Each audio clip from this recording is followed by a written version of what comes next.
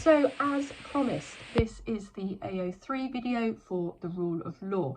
Now, with all of your exam questions, whether it's an essay or a scenario, please write out the AO1 first. So do all of your factual knowledge. Don't even think about criticising or evaluating. Just put it all out there. 8 marks for AO1 with the OCR exam board. Then leave a line and start writing your AO3. You only need 12 marks. So these marks tot up quite quickly. I would kind of leave a line between each point that I make and just, try to make it kind of nice and structured. Just makes it easier when marking, and it's clearer, and I think it actually helps you as well as the examiner. Okay, so the rule of law, you're going to have to look at what the exam question is asking. So if it asked you about the importance of it or whether it was essential, just feed those words kind of into your essay. So I would start off talking about how important the rule of law is, and the fact that we need, as citizens, we need safeguards to prevent a dictatorship. So in a democracy, the rule of law really is very, very important. I would then kind of develop this point and say the fact that it's very relevant in today's society. We have had 2 recent cases that you will have already spoken about in your AO1, the Gina Miller cases. So you can talk about the fact that individuals can seek judicial review. If we don't like something, if we believe the government is acting beyond their power, we can bring a case. And this is essential in a democracy. Citizens should be able to challenge the government.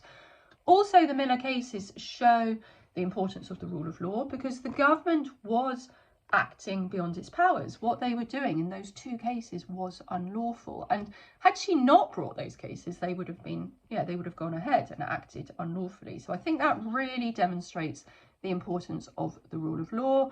Judicial review is problematic in some respects because it does rely upon people knowing that they can seek judicial review, people understanding the rule of law and that they can take the government to court. Okay, the next issue I think that I would talk about, something about the law being transparent. And I would argue that actually law is not always transparent. Think about your statutory instruments that you looked at in paper 2. So the vast majority of statutory instruments are made via negative resolution procedure. This is where if they go unlooked or nobody kind of challenges them, within 40 days they automatically become law. So the rule of law, it all should be, law should be transparent, but all these laws are being made and people don't know about these laws, and I would question whether law is transparent. My next point I think that I would talk about is the fact that law should be equally applied, but this is not always the case. So you could argue there is distributive justice because everybody has access to a duty solicitor and legal aids. However, the cuts to legal aid that have happened since 2010, this undermines the fact that law applies equally regardless of wealth. It doesn't appear to do so. So putting the point in about, this undermines the fact that, I kind of quite like that as a phrase, like incorporating that, because it shows that you recognise what your rights are, and then you recognise that perhaps the law is not achieving them. So we know that legal aid has been cut. We know that law is not applied equally in terms of race. Think about being stopped and searched, and how you're 8 times, I think that's still the current statistic, 8 times more likely to be stopped and searched if you are black. It's like, well, the law is not being applied equally to everybody.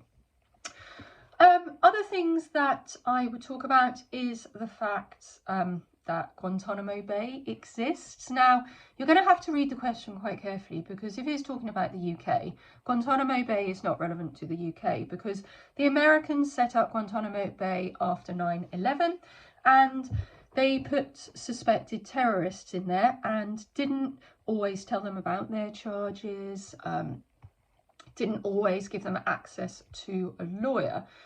So America have not signed up to the ECHR, but they do follow it. So they observe it without being officially signed up. So you could talk about the fact that this goes against the rule of law and the idea that there should be no punishment without law, and the idea that you are entitled to legal advice and a fair trial. You could also mention judicial independence and how important it is. Lord Bingham recognised the importance of it. And you can say that in this country, the Prime Minister does not choose who the judges are. They are appointed independently. In America, the President chooses who the Supreme Court judges are. So the fact that we have independent judges means they are free to make politically unpopular decisions.